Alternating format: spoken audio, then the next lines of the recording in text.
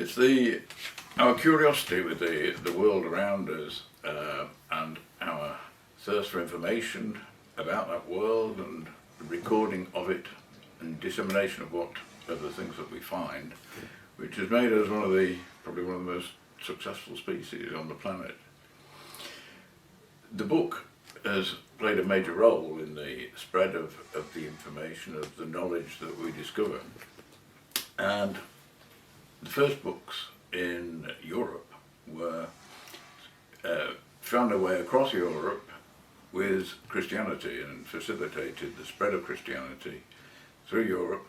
And these early books were produced in the monasteries, where a room would usually be dedicated to book production, the room known as a scriptorium, where scribes would laboriously copy from a copybook every word, sentence and page, copying it onto fresh vellum to create a complete copy of the book. This was a hugely laborious process, and one which didn't change and which held back really the spread of information. And it wasn't that didn't really change until the advent of the printing press in the 15th century. Several people had experimented with printing using movable type, and there were several places throughout Europe where these experiments were taking place, but it's generally considered that a man called Johannes Gutenberg was the first person to really solve the problem of printing with type.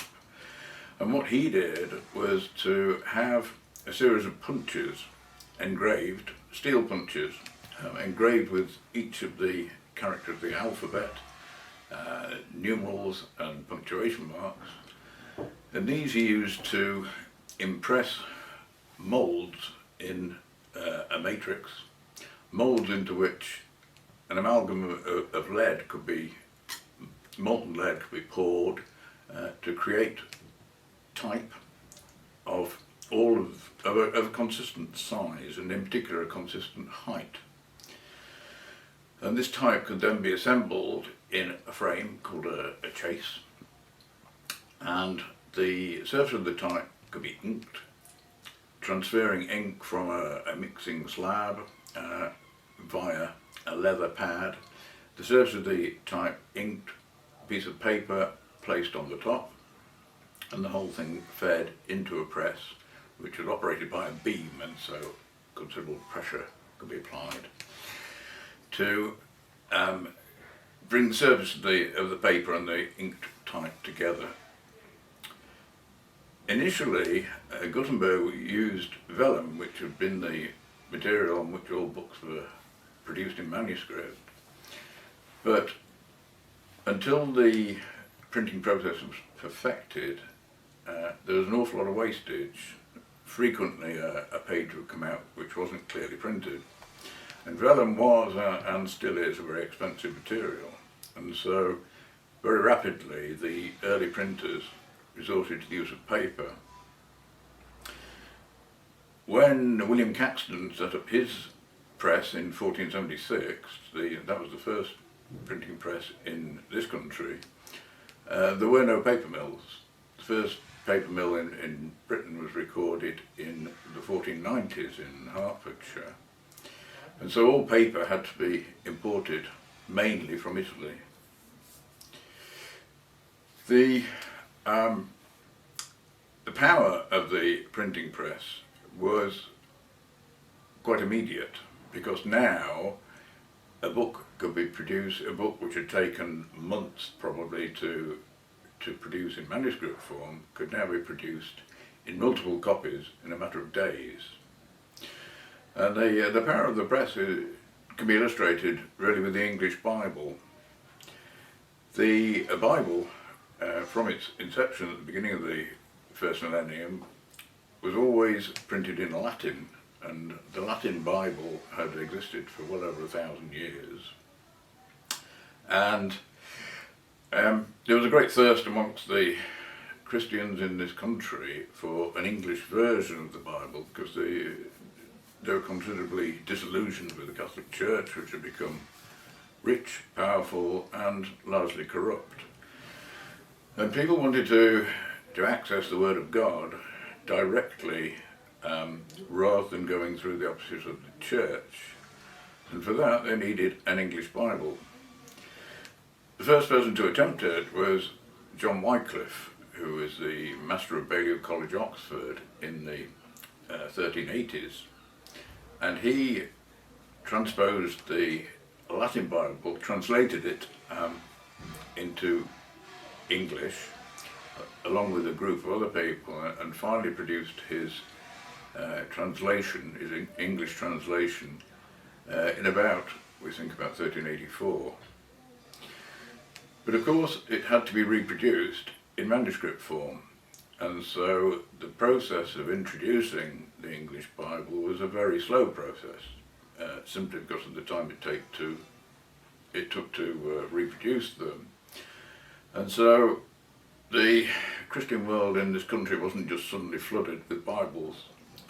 It was a very slow drip feed, and the church initially weren't too bothered about it, but gradually they became concerned, and in 1408 they held a synod in Oxford and came up with something called the Constitution of Oxford, where they declared it an act of heresy to produce a Bible in any language other than English, other than Latin, and to own a Bible other than the Latin Bible and to be seen to actually read from an English Bible, you would be charged with heresy and could end up being burned at the stake, and indeed many people were.